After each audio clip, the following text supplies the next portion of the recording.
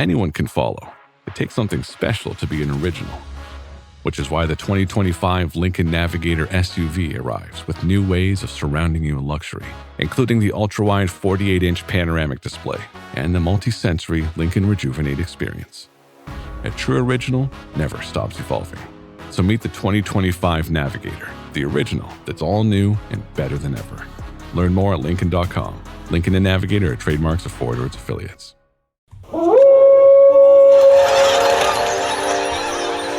News team, assemble!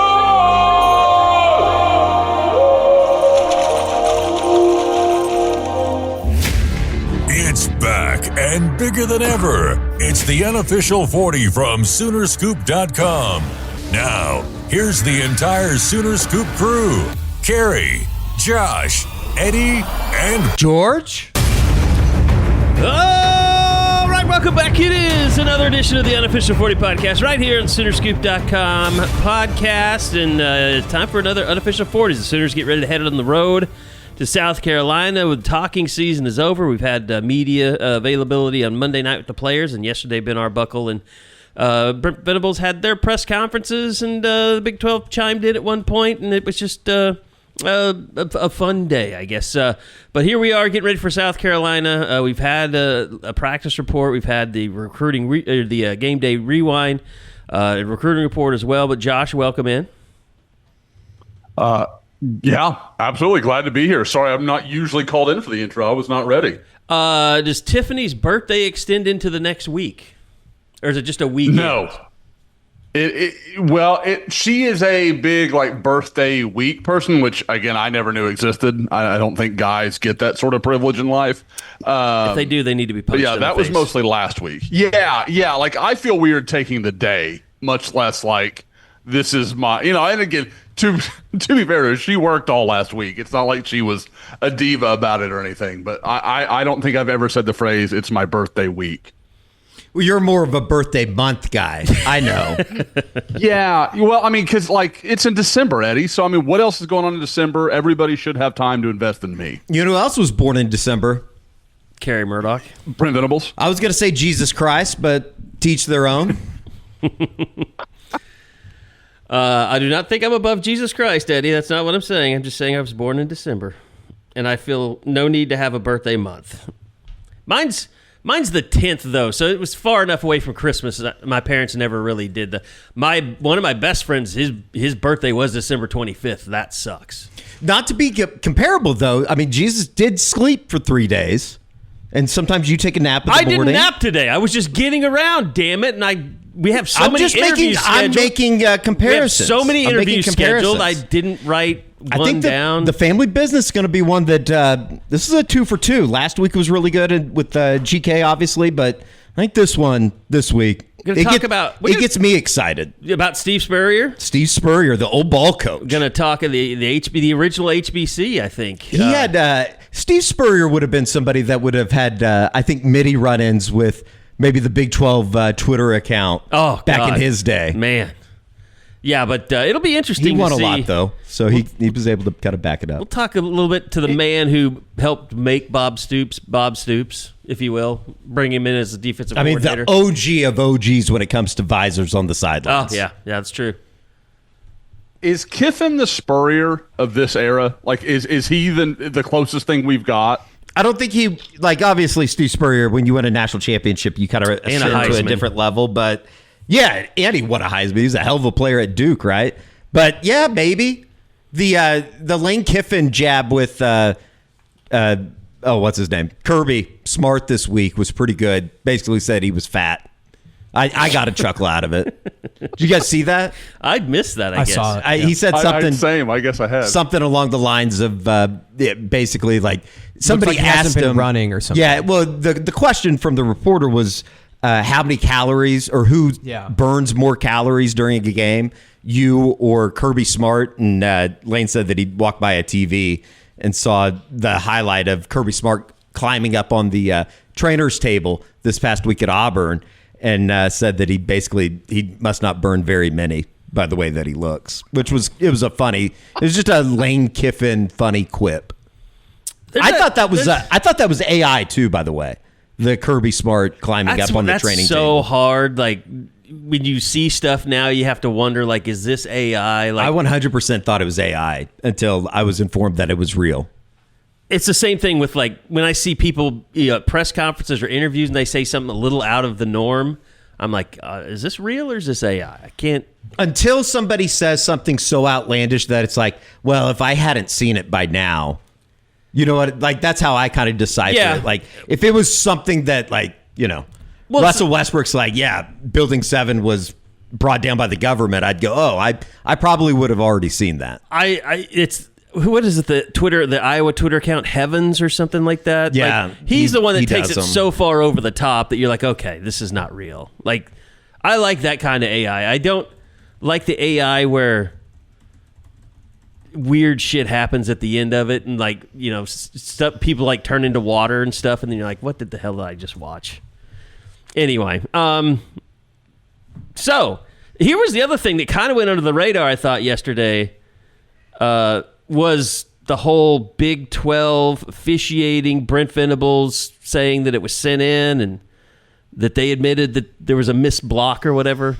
Oh, well, for Monday night, he said that on his coach's show that they had sent in the play on the punt return in the fourth quarter, and obviously there were a couple. We talked about that, you know, on the Eskridge Lexus postgame podcast. It was just kind of a small footnote, but it was a big play. It changed the complexion of the game. I don't know if... It's hard to justify that, though, or like lean on that if you're an Oklahoma fan, and then also remember you never got to the red zone. So, did Georgia ever? Did the SEC ever issue anything on the goal line thing with Georgia? I never and Auburn? I never saw if they did. I'm sure that it's just kind of normal like this, to have to. I mean, the way the Auburn fans are, I thought that's just what happened after a tough Auburn loss with a controversial call. I think that they're even. They've moved on to full. We have to fire Hugh Freeze and maybe kill his family. I actually saw. And at that point, did they owe OU and Georgia and the SEC refs like a debt of gratitude because they've helped it push it over the line? Supposedly, we were doing the podcast and obviously some post game stuff during the broadcast, but it was alerted to me that like Sean McDonough went full J6 truther on the OU win over Auburn. Like at the time when they were talking about it during the actual replay of the play or the review of the play. Yeah, I when we had Greg McElroy on the Family Business, I realized very quickly, like, they said a lot of stuff on that broadcast that pissed off OU fans. People do not like. It's not. I thought, like, my only fear is like, oh god, are they still going to hold the Baker Mayfield thing against them from the KU game? I hope so. I mean, that OU needs to hold on to that forever. That's a great moment in modern era of OU football. I was thinking more like killing all the views bad, like. But no, he did it himself, I guess, in the broadcast.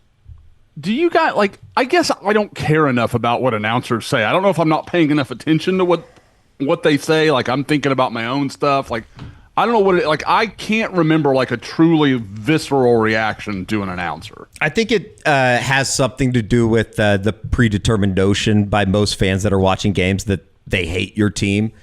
And I'm kind of the same way, Josh. But then again, like, there are some things like... Perfect example, Doris Burke during the NBA Finals. Oh god, I couldn't stand her by the end of it. Yeah, that's close. You're right. That's fair. I got a little sick of her shit. That's fair. And we ultimately won that. She got fired. Overreacted.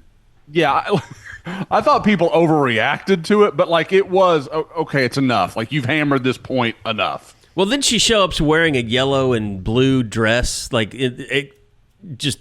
Completely in the Pacers color scheme, and you're just like, what the hell's going on here? Like, is she just trolling Oklahoma City? The Sunday conversation with Caleb and Halliburton, pretty good. Go check it out if you haven't already. Was that just this week? I think so. Well, I say that. I saw, I think, like 20 minutes of it. I thought it was pretty good. All right. By the way, you when you see something, you see it well. I could have used Enjoy Vision this weekend. Because I've been down shooting on the field and I forgot to pack binoculars, but it's actually not a bad view. I got to see some things that you don't normally see being right behind the team or right in front of the team. It was a terrible view. Definitely needed LASIK. Press conference? You needed LASIK, though. I mean, just to see. Obviously, I thought CJ Baxter played in the game, so I really need to enjoy. Well, I could help you guys out. We could just do LASIK here, but I would probably send you to our good friends over at Enjoy. Football season is here, Sooner Nation, and that means it's the perfect time to dial in your vision before you miss any of the Sooner magic outside of last weekend in Dallas. The SEC schedule isn't easy. It's getting harder, actually. But pause. Thankfully, LASIK at Enjoy Vision is easy to do. And all you got to do is schedule a free consultation today by going to enjoyvision.com, letter NJOY vision.com. Football season is why you LASIK. Enjoy Vision is where you LASIK, and we'll get you outfitted, and you'll be able to see everything from the new press box in Dallas or wherever. I thought that turned into a Blue Chew ad there for a minute. By the way, peptides are the future of medicine. Cody Drug compounds them every day in their state-of-the-art sterile lab. They have peptides for weight loss, energy, and focus with popular names like Sermorelin, I should say, which triggers natural growth hormone release for anti-aging, fat loss, improved sleep, muscle growth, and recovery.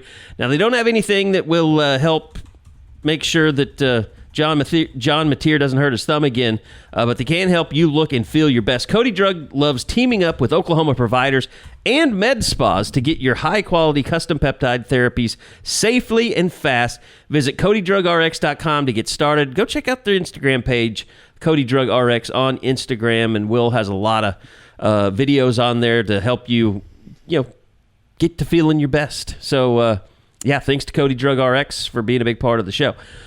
All right, first order of business here. We saw Brent Venables obviously had his teleconference today. Usually has that right before we do the show. Also, kind of interesting that Jayden Gibson sent out a tweet just not too long ago saying, thanks for everything, OU. We've been talking about this kind of behind the scenes for a long time, just how weird it is, and that he's still on the roster, and that we don't think he's actually with the team. But George, let's go to you. What's the is there any confirmation that's been had today? Yeah, I mean, Brent said he's off the team, which we've kind of.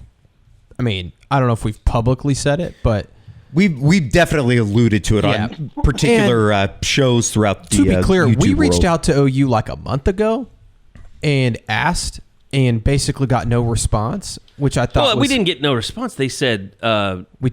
Don't print anything unless you hear back from us or something. And we never heard back. We never heard back. But I don't think he's been on the team for some time.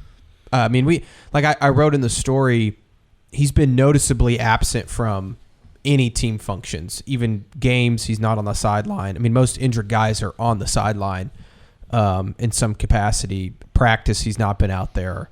So I think that unless you were living under a rock, you kind of knew he was not with the team. But it was finally a lot of rocks confirmed. out there, George. Yeah, there's a lot of people under rocks. But sucks. Yeah, sucks for him. I mean, obviously, I think that the setbacks in the injury or the rehab process from the injuries was a lot. And I know that it kind of been insinuated that maybe he hadn't been doing a whole lot of rehab. And I can see how, like, from a middle standpoint, that would catch up with you, or you give in to the idea of never getting back on the field. So. Well, sucks for him, and kind of just a weird career at Oklahoma, and just a weird end to it. I mean, like, we could see when we went out there during fall camp, like, he was out there with Jahsiear Gibson. Jahsiear Gibson seemed engaged, and he looked good, looked like a guy that was covering. Jayden Gibson just looked like a guy that knew he wasn't going to be playing anytime soon. Yeah, and I don't think there's any possibility that he'll transfer somewhere else and start playing this year. Well, I think he's going to have a whole year to get healthy again. Yeah, I would agree with that. But based off the way that Oklahoma offensive players transfer out of here, maybe minus like Jackson Arnold, I fully expect him to be in a Biletnikoff conversation at some point. Yeah, and I say that kind of tongue in cheek. No, I mean that's what happened to Jackson Arnold. I mean. Well, that's not what happened to Jackson Arnold. Well, I mean, people outside were putting him like in the discussion, like, could he be a Heisman guy? Not as much as like Mateer, but anyway. So here we are. I mean, heading to South Carolina. We talked a lot about the running game this week. Was there anything else, George, on the teleconference of note? Not really. No, Brent was not interested in doing the teleconference today, I don't think. Seems to be a theme. Yes. Well, he was good. He was good yesterday. He was good yesterday. Yeah, he was really good. So I don't know. I think that the whole thing of the bounce back, I like just putting together some of the stuff that we'll have on the Wednesday YouTube practice report. I think that, like, talking to the bunch of the defensive guys, I think that they walked away on Saturday kind of feeling like I feel almost better about the situation after listening to them in a way, because they didn't play that bad. And I think that they're definitely going to be looking to bounce back. I have no idea offensively. I think that I know that we talked about it on the Tuesday William and Lauren practice report. I do think that, like, from a John Mateer specific standpoint, I'm taking a wait and see approach, because the bigger sample size of what we've seen from him when he wasn't injured and having practiced was really, really good. I thought that the defense, as you talked about their attitude, it was more like, we did a lot of good things, but good Lord, that third quarter, we have to stop shit like that from happening again.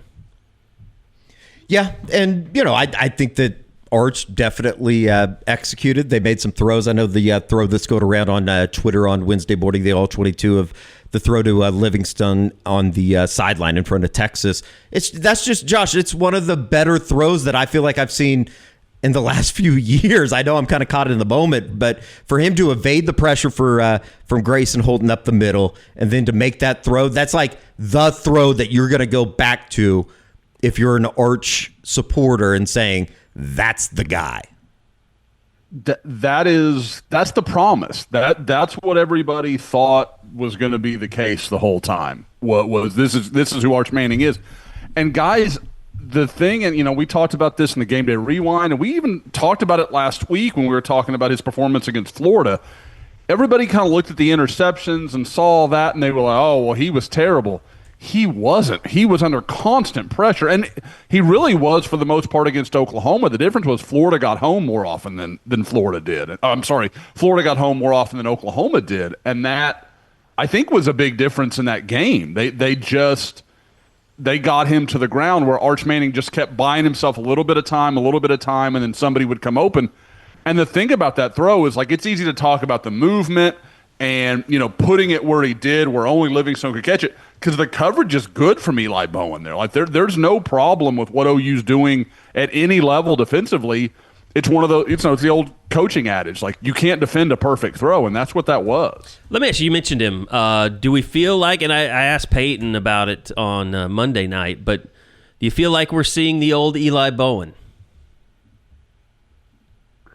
Yeah, what I'll say is, like, they haven't really gone at him much. So it tells me he must be doing something right. Like, because, he's faced, facing Arch Manning. Again, I think that might have been the only completion against him on the day. Like, I'm sure I'm forgetting one, but there certainly weren't many. I thought all three corners played well. I thought Gentry they didn't go at Gentry at all that I saw. Like, that didn't look like anything they were interested in. They made the one to Cortland Guillory where Cortland Guillory did not get credit. That guy was a great pass breakup, getting his hand on that ball. Yeah, Eddie had great video. So again, I thought they played really well. In the secondary, you had the one blown coverage, which I believe was Dolby, and part of me wonders if that's him moving around so many positions and doing so many different things. He just kind of just had a lapse. But in general, I thought the secondary, if you'd have told me they would have played that well and been that sticky on the day, I'd have thought OU won that game. Like, that was the one thing I wondered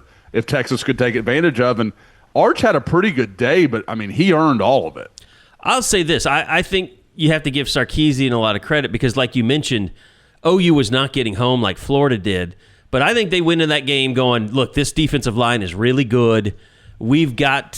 Arch, when you get any pressure, you roll out. And the receivers, be ready to come back to your quarterback when he rolls out," because he just didn't give people much of an opportunity to drag him down. So I would credit Sarkisian for kind of coming up with that game plan. The thing, and don't get me wrong, Florida did this some too. When you went back and watched, did you feel like Oklahoma did a lot more spying than I've seen them do before? Like, a lot of Marvin Jones Jr. kind of standing at the second level waiting for someone to, for Arch to escape out of the pocket. Like, it just seemed a little more passive than I expected it to be. I don't know if that's fair. That's just kind of what's in my brain a little bit. They did that quite a bit with Jackson, and Jackson just would run straight into the spy. Yeah. God damn whereas it. I think Arch showed, I thought, tremendous. He was very aware. Like, he knew what Oklahoma was doing. And OU missed on some plays. I mean, I think Brent was talking on, it was either his show on Sunday or the one on Monday. And he was basically, or maybe it was even yesterday, he was like, we should have had like 5 or 6 more sacks. And Yeah, you I go think back he said like 20 tackles for losses. Yeah, it's like, and you go back and you watch the tape, and he's not wrong. Like, they have him pinned in, and Arch just makes a good play, or somebody misses a tackle, and then Arch is talented enough that he was able to make some throws that a Jackson Arnold, for example, didn't. Like, there was a couple times Jackson scrambled, or Bryce Underwood scrambled out of a situation, and they weren't able to make those throws. Think about Arch that made long them. throw that Jackson missed Cam Coleman in the north end zone. And speaking of missed tackles, that was a big talking point with some of the defensive guys on Monday night as well. The Robert Spears-Jennings missed tackle, and I don't think I was out of the press conference when he came in to talk to the media after, like, out on the, he was the one ledge of the first or whatever. ones out there. That was such a big play, and it wasn't on Arch. I think it was on Wisner that he ended up being able to turn up. But, like, it's 3rd and long again if he's just able to make the simple tackle. And I know that Brent was talking about that, George, when we were driving back on Monday night on the coaches show. Yes. Fuck me. Sorry, All well, I was right. looking up the missed tackles numbers for the season. Well, how bad was it? I don't know about on I know that Saturday. Teddy said that he had counted like 14 or 15 missed tackles. Yeah, it was bad on Saturday. Saturday. They have 53 this year.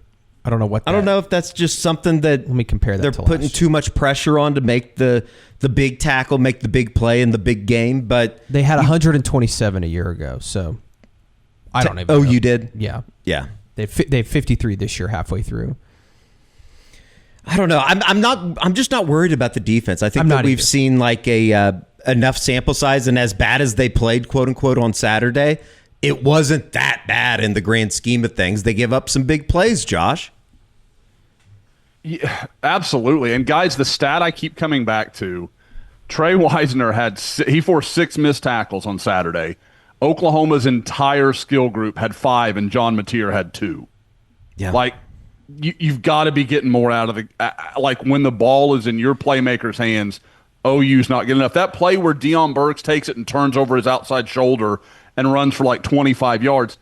Guys, I made a joke about it in The Idiot. Like, it felt like I was looking at a unicorn. Like, OU just breaking an open field tackle, and it wasn't even really breaking it. McDonald went for a pick and was out of position, and Burks made a good play to spin away from it. So they've got to figure out a way, because, I mean, guys, I don't know about for you, but when I watched that game, as good as I think Arch Manning was, Trey Wisner was the difference in that game. Yeah. They were getting plays out of him that OU wasn't getting offensively. I will say I'm not worried about the defense, but if there is something that you would point to, this turnover thing is really starting to become an issue. And if you're not able to turn some other people over here over the next 6 games, you could really put yourself in a bad spot. Like, and you could even play better than you did Saturday and still be looking on the outside end of a win or wherever. Well, yeah, and part of that turnover, total is John Mateer's throwing interceptions, throwing 3, and could have probably thrown 5 on that day. So you've got to, in some of these tougher games, he's probably not going to stop throwing interceptions every once in a while, so you're going to have to get something at some point. But really good stat from... I will say that we were talking before practice, I think, yesterday, just about... good Lord, it just dropped out of my head. All right, while you're thinking of it, really good stat from the great Mike Brooks. When Oklahoma wins the turnover battle by a +3 or more, the Sooners nearly unbeaten, 95.1% win rate since 1937.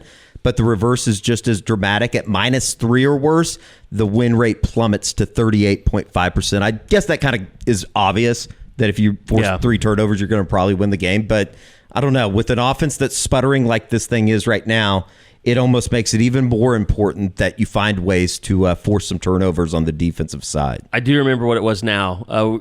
I think you were saying, like, the longest pass of Arch Manning had was 27 yards. Like, it wasn't bad. It was 24 yards, and if you would have told me that combined with Oklahoma having 12 tackles for loss on Saturday, I would have thought that OU won the game. But then again, he was really, really good. I mean, he was like 21 to 27, 21 to 28, something like that. And like you said, Josh, Wisner was the big difference in that game on Saturday. Oh, absolutely, guys. I mean, and that 24-yarder, was that a run after the catch deal too? Was that like that flick out to Wisner and then he broke? Is that right, or am I getting that wrong? Because I don't remember him like working downfield at all. I mean, yeah. So the stat I love to go with, 6.89 air yards per attempt, less than 7 yards. He would like the average depth of his throw is basically what you're saying there. That is we're getting the ball out quick. We're not going to let this defensive line dominate us. And 4 carries for 34 yards. Like, I mean, he didn't run a lot, but when he did, it was almost always painful to Oklahoma. All right, I want to get to some other things, but first I want to tell you guys about Harry's. George and I both longtime Harry's users. Love it. I think, George, the thing for me is like I got started with Harry's because I got sick of paying all the money for the really big name brand razors and blades, and Harry's was like, hey, it's $30 for 8 refills. I mean, it's that's not what theirs is, but that's what people will charge. I mean, you can go in and get the kit, that sells for cheap right now. Go to harrys.com/Soonerscoop. Your Harry's Plus trial set for only $10. That's what I'm trying to think of. You can get that, but the set includes the all-new Harry's Plus razor. Can't talk. 1 refined 5-blade cartridge, a 2-ounce foaming shave gel, and a travel cover to protect your blades on the go. I've been more than happy with my regular Harry's, but I might try out the Plus because, and they have other stuff too. Like I'm using right now the Harry's Taming Cream. They've got, George, I know you like what do you call the thing that you put on your face? The anti-shine stick. Okay. And I've got the little thing that you put in your freezer, and you put it on your eye, underneath your eyes, and smooths it out, makes me look like not such an old man. So go to harrys.com/Soonerscoop, and you can get that Harry's Plus trial set for only $10. Once again, that's harrys.com/Soonerscoop. Longtime user, and will continue to be a longtime user of Harry's products. Do you guys want to hear a crazy stat? Yeah. So I was looking at some advanced analytics for OU this year, halfway through the season. OU. Wait, is this going to make me depressed or make me happy? It's some parts probably in between. Okay. Probably both. OU defensively in the SEC ranks number 1 in havoc created. So basically creating havoc, whether that's front 7, even the secondary, they're number 1 in the SEC. On offense, they are last in havoc allowed. Or I guess first in havoc allowed. Like they allow the most havoc. Yes, in the conference. Okay, you're right. That was somewhere in the middle. It made me happy, and then it made I don't me think sad. it's that surprising, but I thought it was funny that the analytics basically say like, yeah, OU's really dang good. I think they're second in the country, only behind Indiana, which Indiana, what a great story. But in defensive havoc created, but then they're like next to OSU in havoc allowed, which you don't want to be anywhere near OSU on these analytics. Yeah, I would think so. I wonder if you mentioned Indiana. Like, is this all these firings? Is this the Kurt Cignetti race? I don't know. It's the Penn State job is very interesting because I do think they would like to hire Matt Rule. I just don't know if Matt Rule will leave. I mean, I could see obviously if given the opportunity, I think he will. Yeah, I just don't know. But Penn State, if you're weird? Penn State boosters, I would be like, yes. Let's get Cignetti. Like or get somebody that's maybe done a little bit. I mean, Matt Rule's just, I don't know. But I say that Nebraska has a big game this weekend going up to Minneapolis on Friday night. I don't know. What are you laughing about, Josh? Have you guys heard this stat on Matt Rule? And I've been a Matt Rule guy for a long time. I know. This blew me away. Top 25 He wins. hasn't won a top 25 game since he was at Temple. It's crazy. That's unbelievable. I think it'd be a hard sell for the Penn State boosters that just fired James Franklin. Yeah. But I do like Matt Rule. Yeah. I mean, are you sure he's an improvement over James Franklin? Like that's the deal. That's your problem now, is you've set up James Franklin's not good enough. How many people can Penn State go get who have a better track record than what James Franklin's done over the last decade? And I don't love James Franklin, but the guy's got some, I mean, he's had some success. So I think that's an interesting question. But to me, guys, do you buy this conversation where people are like, I'm not sure Penn State's a better job than Indiana at this point? I'm like, I think that's insane. Let me ask you guys this question. Indiana's not paying $50 million to buy out a football coach. I'm sorry. I don't know if they do that to buy out a basketball I had coach. this conversation with somebody today because they were like, if the Oklahoma job comes open, which again, getting ahead of ourselves, we'll talk about. Was this Aaron? No. No. Aaron thinks everybody's being dramatic and that John Mateer had a broken hand and like, stop overreacting. So I side with my wife. But if the Oklahoma job were to come open, Florida's going to come open, it looks like probably maybe in the next few days. Where does OU rank in terms of job openings if it were OU, Penn State, Florida, and let's say Florida State also has an opening? Where's the OU job? Oh, I hate that conversation, but I would say like they're in that, if you're going to say 1A, 1B with Penn State, I think it's right up there. I think Florida maybe just behind. I think OU and Florida might be a better job than Penn State. I don't know. I think Penn State's a really good football job. I would have Penn State, and then I think OU and Florida interchangeable, and then I'd have Florida State behind that. I would agree. Yeah. I think all you have to do is look at Penn State. It's the path. Yeah. You just you are one of the absolute halves in that conference, because people love to talk about, the Big Ten's great. The Big Ten's like 4 teams and then a bunch of very mediocre football. True. And so you don't have to fight the same battle where, like, how many teams in the Big Ten are really, really trying to win a national title? Maybe 4 or 5, maybe. And then the SEC, it's like 10. I mean, it's just a different animal. Now, also, you can look at Ohio State. I mean, Ohio State's pulling in some of the best players in the country. They got one of the best rosters in the country. If they can do it there, they can do it at Penn State. Now let me loop this again back to Oklahoma. If they lose on Saturday, there's conversations that will begin to be thought about having. Obviously, it's not going to happen on like Sunday. No, that they fire everybody. But this game feels like I hate the term must win because it's like, well, you still have 5 games. Must win, can't lose. Yeah, it's like you have to win this game if you're going to survive. It's must win, can't lose. Oh my God, you can get your hand above the panic button if they go lose, because I think of the obvious, like what's left on that schedule. I think, Eddie, you were close in describing it. I think if they lost Sunday, that's when you start going to your BMDs and saying, can we put the money together to do this? OU? Yeah. Yeah. To buy it. I don't know if I said that, but yeah. I mean, I think that you would definitely be reaching a point where I think a lot of what we saw over the month of September would be completely wiped away. For sure. I mean, I don't think that it was completely wiped away with losing to Texas, because I do fall back on the idea if you were 5-1 at the beginning of the season and you would have said, hey, through 6 games and they're 5-1, would you take that? Yeah, everybody would. But at the same time, the way that context matters. Exactly. The way that they lost, the way that the offense has been sputtering over the last couple of weeks, even when John wasn't hurt in the Auburn and Michigan game, they found ways to win. You gave them credit for doing that, and the way that the offense was able to close both of those games. But this is a big moment right now, and it feels like we've done this every week where it's been, this is the biggest game of Brent Venables' career. I think that you have to find a way to get back to 7-1, and if you do that, you can breathe a little bit. Yeah, I just this program. This is the worst team that OU is going to play the rest of the year. They need a win this weekend. Yes. And if it doesn't happen, then we start looking at what the future is. And I without think this current coaching, they're going to play well. I do think that there is going to be a nice bounce back, and you're going to be able to kind of breathe a little bit and say, okay, maybe this offense isn't as bad, because there is a part of me that, like, as bad as it was on Saturday and with Mateer's situation, Texas is really good defensively.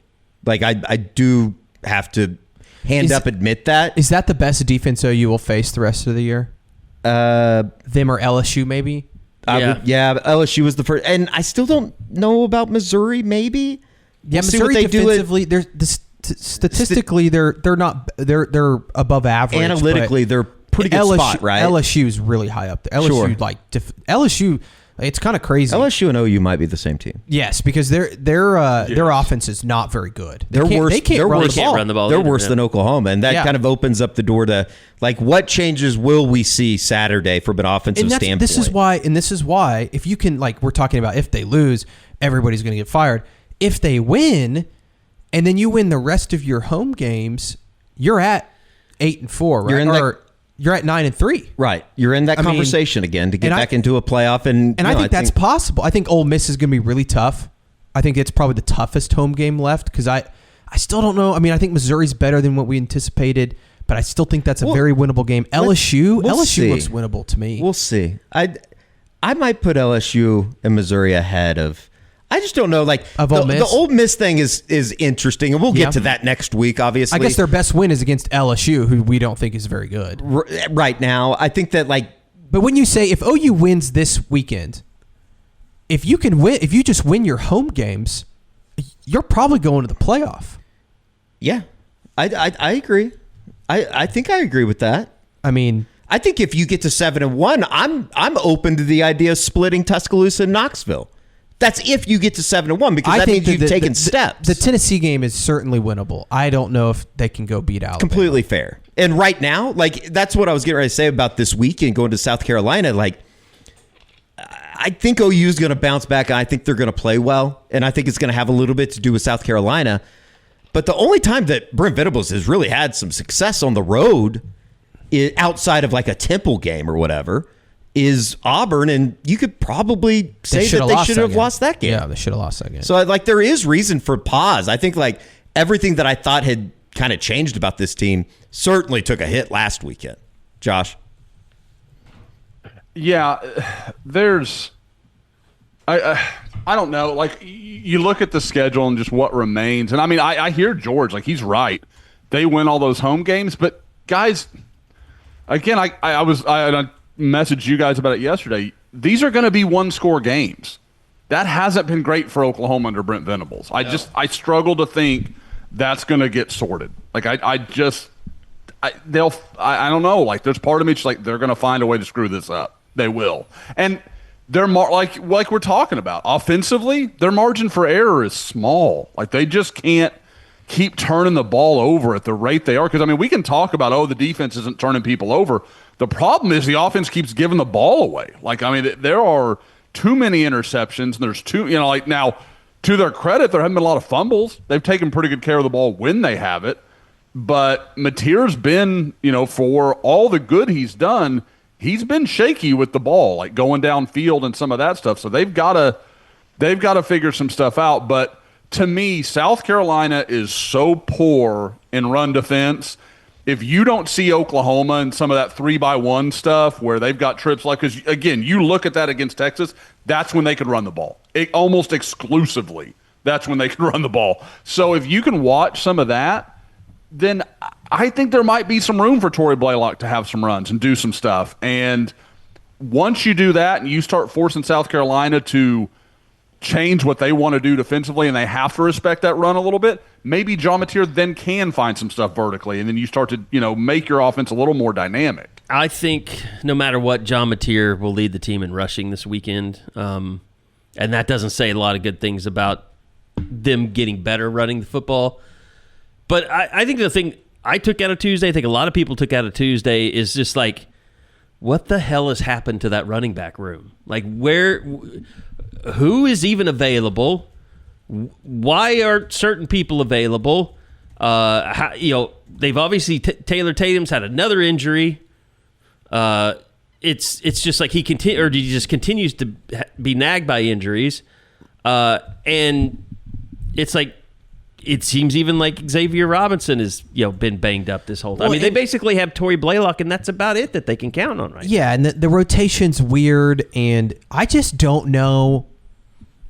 To be blunt, I don't know if any of the running backs are very good. I know there's a lot of issues with the scheme and blocking. Tight end blocking. I have a stat on that if you guys would like it, but it basically they stink. Yeah, put me out of my misery. I'll just tell you they stink at blocking. It was out of 63 tight ends in the country is like that have played over so many snaps.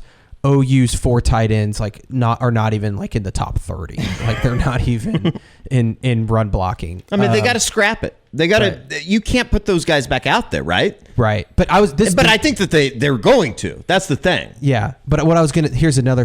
Well, they got Caden Helms a bunch of snaps against Texas.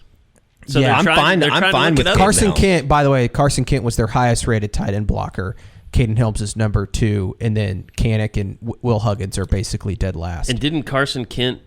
Wasn't he the one that held on the 33-yard? But at least he's got a hold of somebody. Half the time, the tight ends don't even have just whiff. They just whiff on the blocks. But my point on the running backs is I was also again another advanced stat. I'm doing a lot of advanced analytics this week on how bad the offense is. Getting inside the numbers, I like it.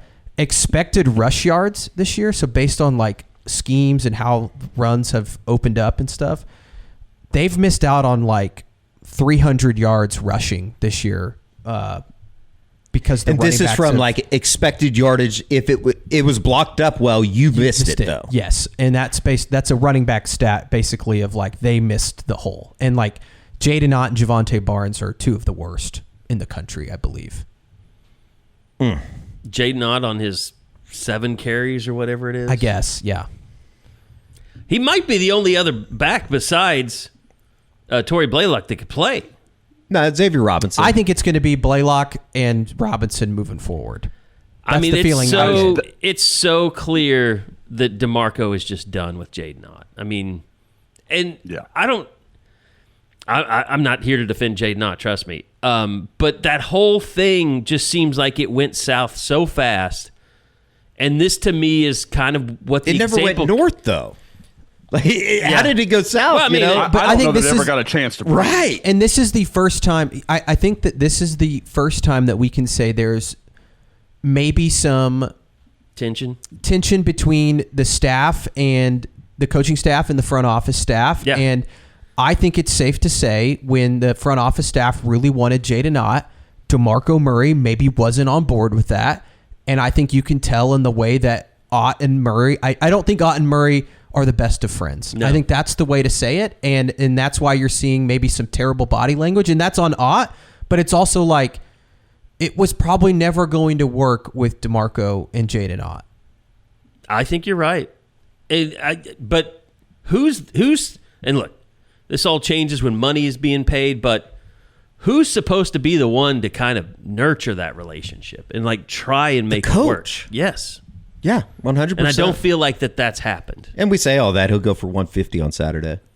I don't know. If that happens, we'll take full credit. I know I said it kind of condescendingly in the Game Day Rewind, but at times it really does feel like they just throw a bunch of names in the hat, and it's like the old Skip Johnson on who he's going to start the next day in a an NCAA regional or something. He uses the cowboy hat and just picks a name out. Well, and the other thing about it is, too, like, this isn't the first time, like, we've questioned kind of DeMarco and why he's playing this guy over that guy.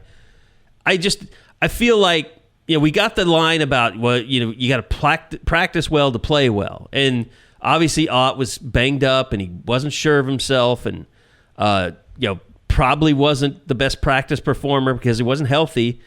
And it just seemed like somebody came and got them both back to the table and said, because didn't you guys feel like at one point there was a push, even from, I think it started with Deion Burks in the post game. He was like, Jayden Ott's, watch out for Jayden Ott. Yeah, he said that after the Kent State game, I want to say. Or no, excuse me. He said that after the Temple or Michigan game or Auburn game. One of those. It was a couple weeks ago. It was a couple weeks ago. I think so, too. So it was like, it seemed like they got back to the table and that they were going to try and make it work.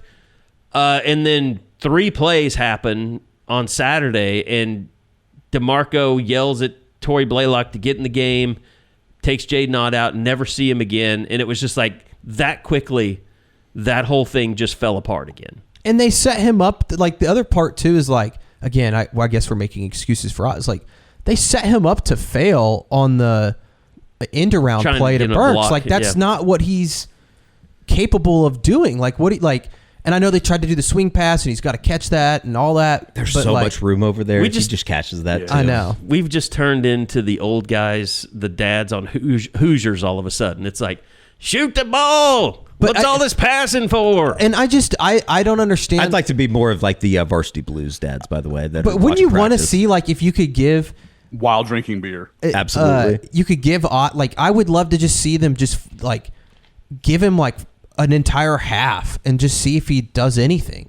Do we think But I guess they don't have the luxury of being able to do that. Like, they might... I mean, if Tory Blaylock gets hurt, they might be forced to do it. They've got so many backs lighting it up, George. They can't just give away that opportunity. There's a lot of that's going to take carries away from guys with big yardage. And that's my biggest thing. Like, I wouldn't think anything of this if somebody was doing something. Somebody was like, "Well, I wouldn't want to take those carries away from that guy." And don't get me wrong, Tory Blaylock shows promise. He really does. He's ahead of where I thought he would be. After watching him for several years down here in Houston, but. Is he doing something so special that this just changes the math on this? Like, we can't give Jayden a little time to see if he gets comfortable. The most proven back in our probably the most proven offensive weapon on the roster, and no, we can't give him any time to ease into it. Again, I get why people don't want to see him, and I highlighted him in the idiot. That block was piss poor. But the thing you also have to remember is Deion Burks didn't do him any favors. Like he hurt himself on that by going underneath Jayden Ott. That's not where that play was designed to go. Right. So again, like I feel like if Jayden Ott makes a mistake, it's Jayden Ott and it's his alone, and he did all this, and there's never context. But if someone else screws it up, it's like, well, that you got to understand. And you're like, well, why is there this double standard? I don't really understand it. Well, the other thing about the running game that might have people, perking up a little bit was the report of Derek Simmons being day-to-day, when I think we all thought he might miss some significant time. Very interested to see what he's listed at this evening, as well as Logan Howland. They need as much depth at tackle that they can possibly get. I think Simmons will be questionable. I don't know if he'll play this week.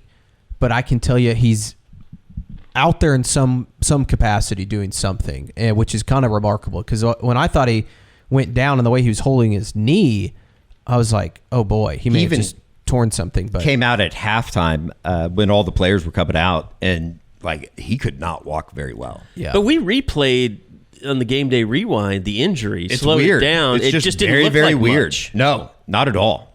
Not at all. In fact, like I remember thinking, like, videoing it in real time, like, oh, that kind of sucks. But I didn't like immediately think, oh, this guy's hurt. And then I saw him rolling on the ground. I was like, well, I need to stay with it. It made me think that maybe he had like a pre-existing sprain or something that just got aggravated, and he's probably been battling it for so long. It's just like it was killing him. Like he was finally just like, this sucks. I'm hurt again. And it might be worse. Like, that's the only explanation I have for him being day-to-day. Guys, when they put their hands in the helmet, I'm always like, oh, it's bad. It's real. Like, that's like I don't know, like a body language signal to me that, like, oh, God, they may be done for a while. Like, I thought he had torn a ligament. Like, that was absolutely what was in my brain. I didn't, obviously, no idea which one. It just looked serious. And then him not being able to put any weight on it. I'm shocked at that. That is tremendous. As much negative as out there for OU following the Texas game, that's as good a news as you could have hoped for this week, because Georgia's dead on. They need one of him or Logan Howland to be, or I think Eddie said it, I'm sorry.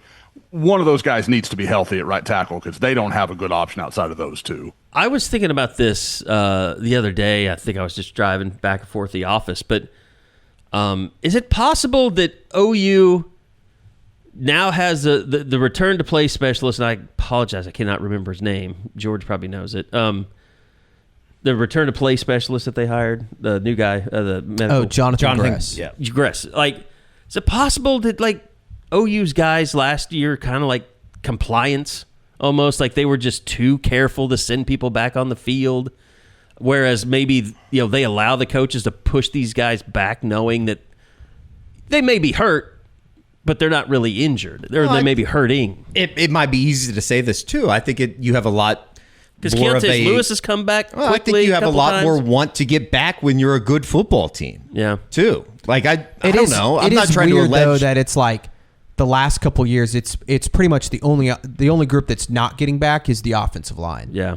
Or I guess I say that. You say that, but then Wee Woo and Michaela came back when we thought both of them might be not. But like, I guess more so it's the same cast of characters. But right to your point, Troy Sexton, Everett Taylor, lost for the season. Everett, Howland's hurt again. Yeah. Hurt again. I mean, he had a torn labrum at the end of the season. He played most. I know. Of the It games. just feels like most of those guys. He wasn't always, like Sexton to me. Right. Like Sexton and Taylor, I guess, are the two that just always have something going on. And we've talked about it a lot. I mean, when you're not pushing people forward, you're getting pushed back into a pile. Yeah. That seems to be the biggest issue that they face. But, you've had Keontae Lewis come back twice now after, the Temple game where he didn't play in the second half and then hitting the wall. I mean, their injury report really shouldn't have a ton of people on it other than the couple of offensive linemen we talked about. Yeah. I don't think there's anybody... at least maybe I'm forgetting somebody, but and it's just nice, you've played 6 football games now, and Gentry Williams is still out there. I mean, finally staying healthy. He's playing well too. I think we have to knock on wood. We're talking injuries at this point. But yeah, I mean, I think it's been positive from an injury standpoint. They obviously the Mateer thing is the biggest thing. I mean, and George, I thought he was a lot more candid just about they didn't do much last week. We talked about. Well, let me ask you first, just what were your takeaways of just his demeanor, kind of his mood when we talked to him on Monday? I felt like, on Saturday, it felt like he was sad and like upset with himself. Yeah. And I think Monday he was still upset with himself, but it was more of like a pissed off that he played the way he did. Feels like he has a lot to prove.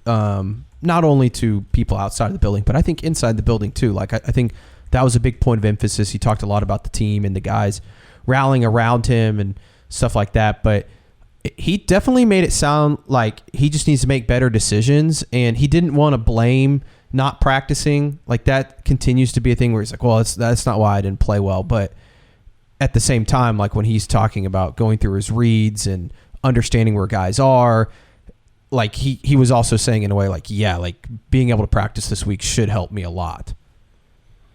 Yeah, I kind of felt the same way you did. I felt like he kind of feels, you could almost sense like he feels like he's let people down. Yeah.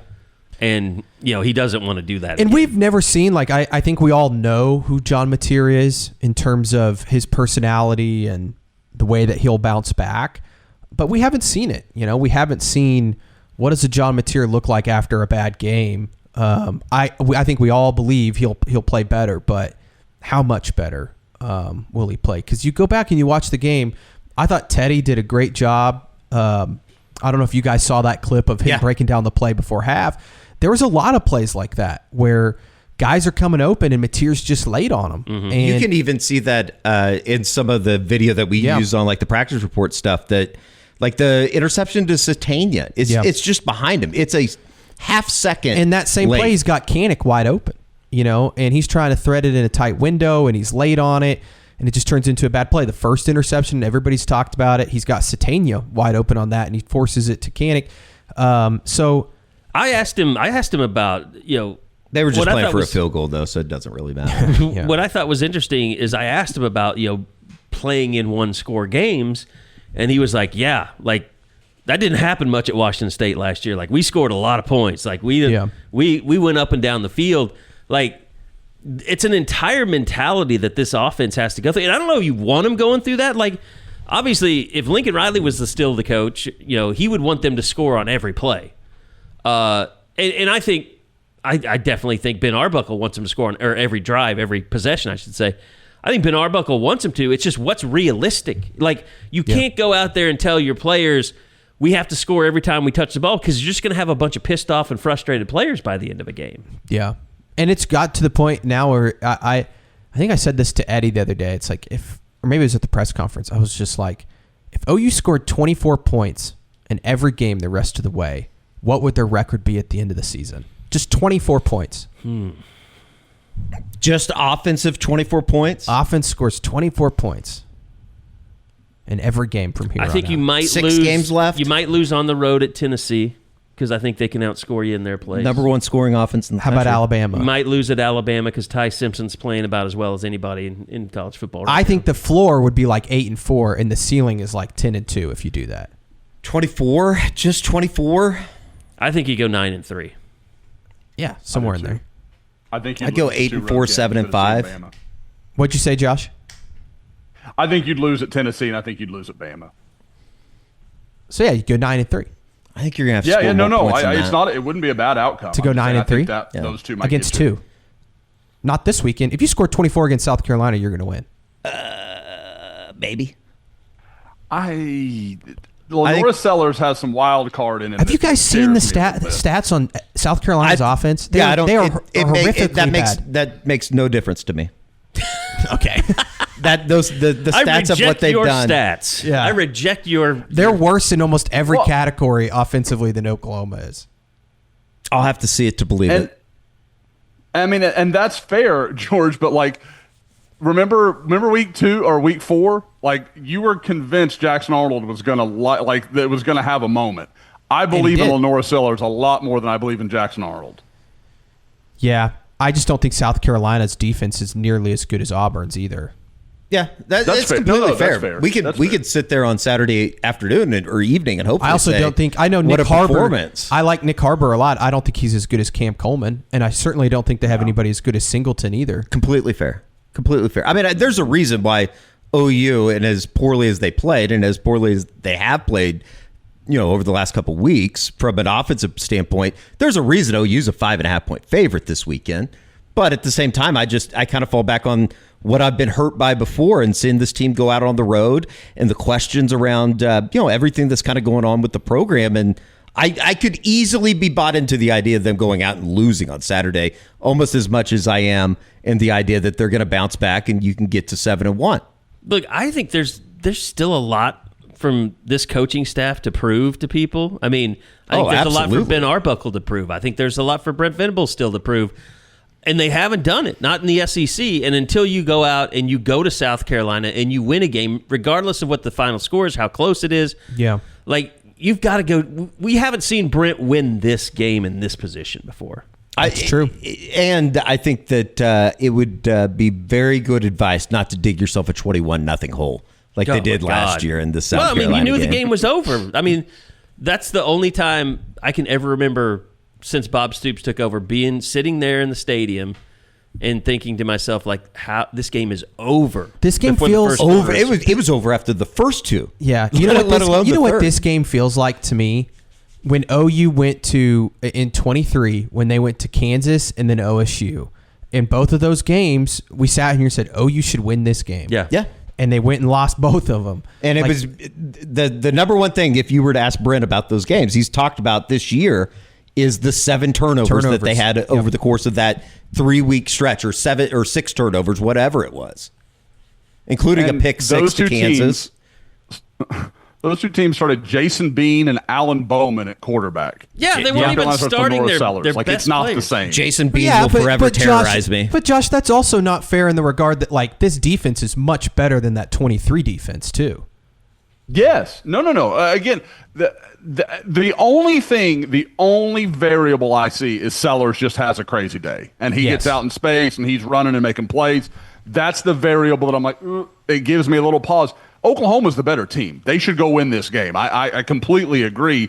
But again, we've watched this team too many times just find a way to stumble at the finish line.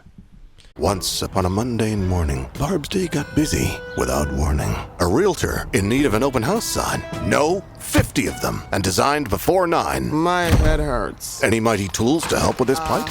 Aha! Barb made her move. She opened Canva and got in the groove. Bulk creating Canva sheets. Create 50 signs fit for suburban streets. Done in a click, all complete. Sweet! Now, imagine what your dreams can become when you put imagination to work at canva.com. And you can't give up. You can't give up a punt return for a touchdown. These next 6 games is a chance for Brent Venables to break the pattern and show that he can do this. Like I'd agree. That to me is the storyline for the next 6 games. It would be, and this is probably a runway that other people probably wouldn't have gotten, like a 4th year. Yeah, all things considered. And I know that there's some other factors that go into everything with this, but I think that it's a big sample size, or big enough sample size, if they're not able to survive this, whatever this stretch is going to be with the 6 games, that at the end of it, if it doesn't go how I think a lot of people would like to see it, you kind of just shake everybody's hand and say, all right, they tried. You tried to do this. It's not working out. Let me ask you something, and this is for everybody. Let's say OU has not like the best offensive line in the world. Let's just say that they're on the Joe Moore watch list or the Joe Moore semifinalist or something. Like, if they have a good offensive line, how much better is this team? Probably a lot. Are they? I mean, are they like they're undefeated right now? They're undefeated in maybe right behind Miami and Ohio State. And I think too, this group again, maybe A&M. Kerry, I heard you on the radio say this morning. Oh God, that they're not a terrible offensive line, but they might be bad. Like, there's a difference between terrible. Like, last year was terrible. I mean, it was all-time horrifically bad. Because dumbass Curtis was piling on, acting like that this offensive line was just as bad as it was a year ago. And if I on the radio, I would say that's bullshit. Just shut the hell up. That's the dumbest thing I've ever heard. They're bad. They're not good, but they're not terrible. So here's a good. Again, I don't know how much I like capable.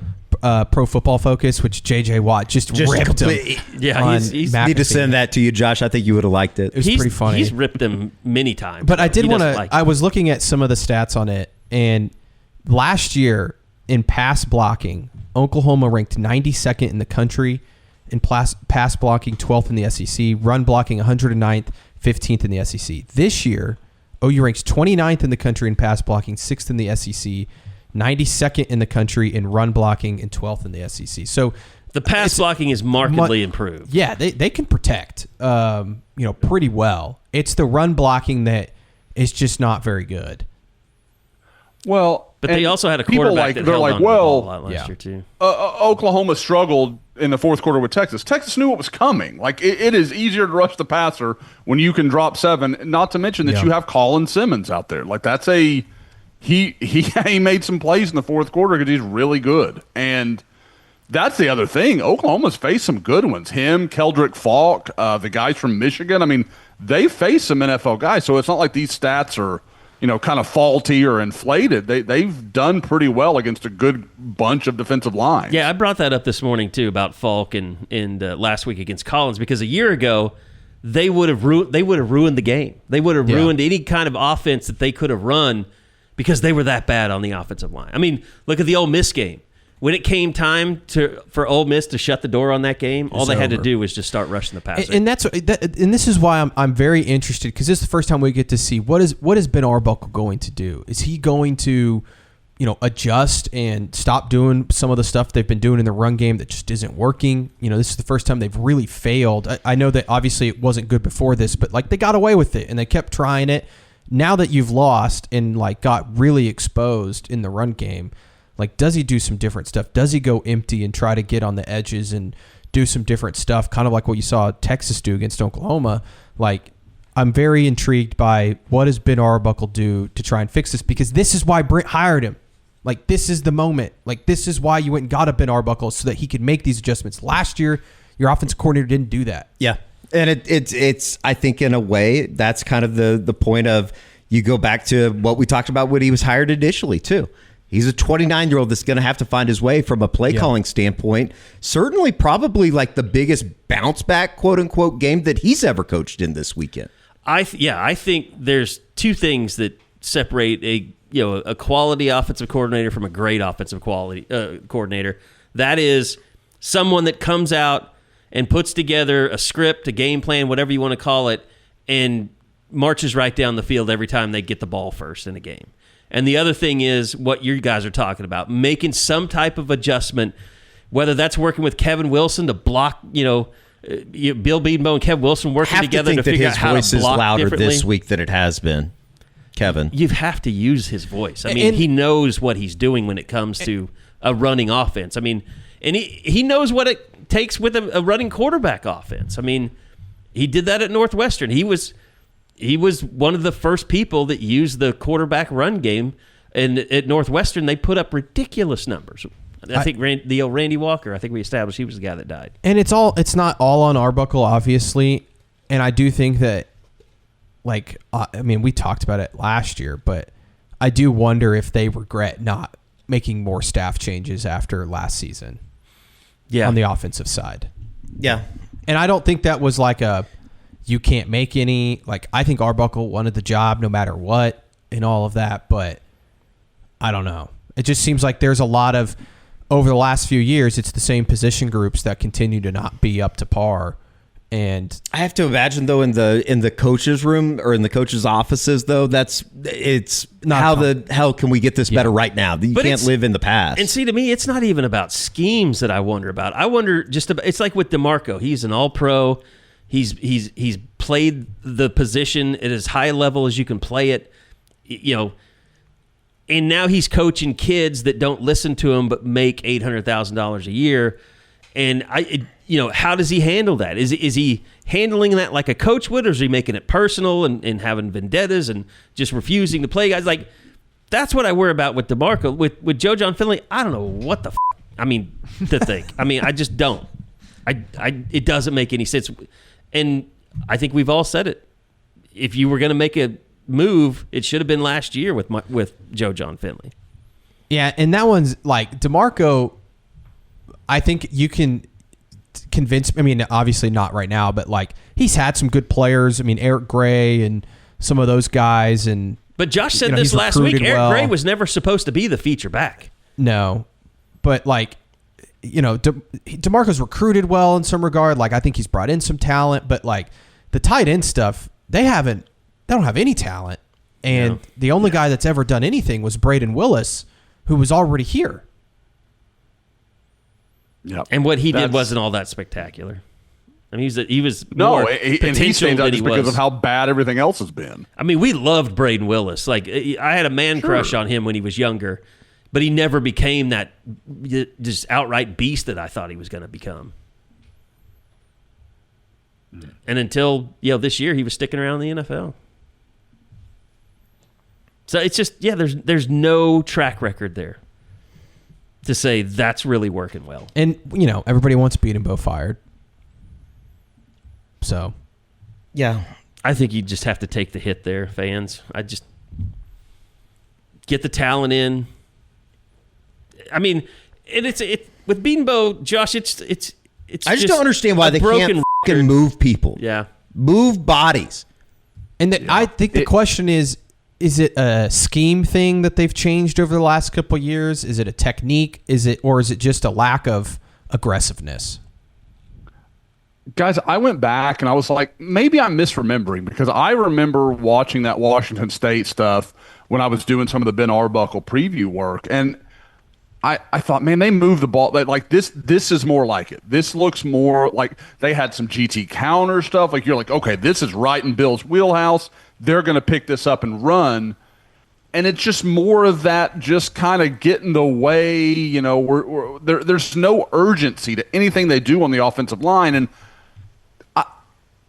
I don't understand. I have such a disconnect, because why would Bill suddenly start teaching that? I don't know why that would be his thing. And the only thing I can come up with is this is becoming Mike Stoops-like, where we knew Mike Stoops could coach. We knew he knew what he was doing. We knew he was well-versed, all that stuff. He had too much track record to doubt that. But were the players hearing it anymore? Yeah. And that's the only, because, again, you go back and watch Washington State. Now, I'm not saying they were a fire off the ball, because it's the same deal. They're running RPO. They can't go just shove guys 5 yards downfield. That doesn't work. But there was more urgency. There was more quickness in the way they were doing things. And, you'll see it every once in a while from Oklahoma. But then they just kind of go back to, well, we just cover this guy up and keep him busy, instead of I'm going to go put this guy in the dirt. I think there's a lot of smart people out there trying to figure out what's going on with this offensive line, and nobody really has an answer. Can any of it be fixed? I just want to know that. I need somebody to tell me it'll be fixed and they'll be able to win some football games. I think that they can scheme around some of it. Like, I think that they can do some different things. Spreading teams out, I think definitely is going to be something they're going to do. And then I think that they just need, some of it is they need to get healthy on the offensive line a little bit. And I think Fasusi is going to get better every single snap he takes. Same with some of the other younger guys. But, I mean, are they going to, if you're asking, are they going to all of a sudden turn into a great running football team overnight? The answer is no. Not against this schedule. No. But, can they get to, averaging 4 yards per carry? I think so. They're at 3.48 right now. Well, and I was going to say, George, you listed that stat earlier of all the yardage left behind from, backs not running to the right lane, that kind of stuff. If you even took half of the 300 yards you listed, they would be averaging a yard per carry more, almost a yard per carry more. And I mean, I know that seems like nothing, but over the course of a game, that's 30, 40 yards. That's a big deal. I know, Josh, we did the recruiting report. There wasn't just a ton in there to, talk about this week. I mean, the footage was fantastic. I mean, watching Jacob Curry, watching, I can't even remember what was the wide receiver's name? The DeMar. Discern. Oh, Discern. Yeah, Discern. From Palisades. Mm-hmm. I know it because everybody's so small, but his movements and stuff reminded me, and I know he's not this big, but he looks a lot like A.J. Brown, just in the way he runs and the gait and all that. But he's electric speed-wise. I mean, just electric.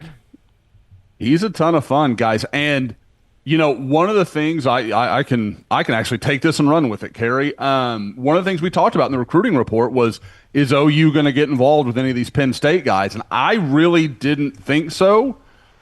And I did not have Delaware on my radar. I was not paying enough attention to the state of Delaware, where OU has made their first offer to a Penn State, commitment. A kid, and Jahsiear Rogers is his name. He's a wide receiver. I have been told his testing stuff is absurd. I know our Penn State guys at On 3, Ryan Snyder's a guy I talk to a lot. They think this was one of the kind of hidden gems in Penn State's class, a guy that wasn't getting a lot of love, and Oklahoma identified him really fast. I know our guy Donnie was checking on it, and I mean, half of Oklahoma's front office staff and coaching staff followed him within 10 hours time. They found him and were oh, we like him a lot, and offered him. You watch the tape, explosive speed. He is a game changer. His acceleration is crazy. There's a lot to like there. And guys, there's some buzz out there that this could be we've talked a lot about Davian Gross and Jayden Pettit. Obviously, Jayden Pettit and he, I don't think, have any relationship to each other. But I wonder a little bit if this could be a guy they end up pursuing more than Davian Gross. We're going to have to watch how that plays out a little bit. You know how hard it was for me to find Jahsiear Rogers, just trying to find that name? I would never have spelled it like that. And I figured the spelling is what gets you. Absolutely. Jahsiear. Talk to him a little bit. I'm going to have some of that in Woke that should be up here after the pod's done. There's real interest. He's already set up a visit to Nebraska, so he is not a kid that's just I'm going to look around. He's going to take some trips and he's going to see some things. Now, the Nebraska thing is really interesting with all the Matt Rule conversation, and what is that? Sure. Is Matt Rule playing the long game? It's hard to know. God, that would be amazing. Just been committed since the end of July, so he hasn't been that. Yeah. Josh, we have a Delaware correspondent. We need to get up there and to maybe see him play a game or something. Get him on the podcast. George was up in that area of the world. George, did you stop by and see him while you were honeymooning or anything, man? I did not. I was just honeymooning. Well, my guy, he sleeps half the day. I call him Sleepy Joe, but he is from Delaware. Maybe he can get by there.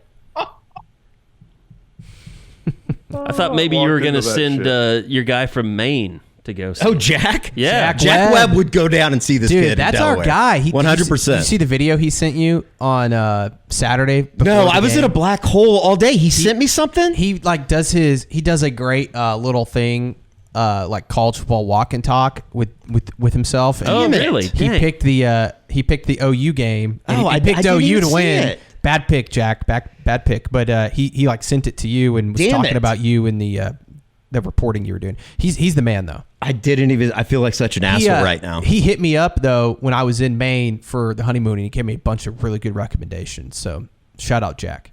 Jack Webb, he's the king. I don't know what. The only other thing go I ahead, know Josh. we need to get going. I know you guys got stuff to do. Quickly is we didn't talk about Jacob Curry. We didn't talk about his commitment. That happened last Friday. For those who've missed the recruiting report and all the other content, what the hell are you doing? But otherwise, I've said it a lot. He's a guy that reminds me a ton of Kip Lewis. Just very active, big time motor.